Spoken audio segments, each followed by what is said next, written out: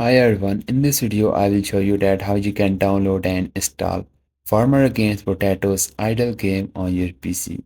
Guys, first you have to open up your any browser and just search for the Steam. And the Steam website will appear on the top. So you just need to open it.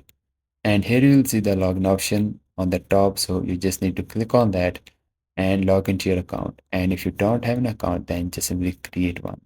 Guys, once you created the account, then click on the install Steam option you are seeing on the top.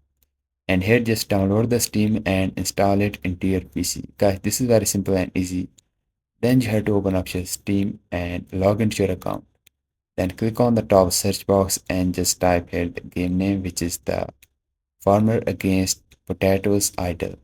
And guys, this game will appear on the top. Just click on that game. And here scroll down, you will see the option of add to library. Just click on that.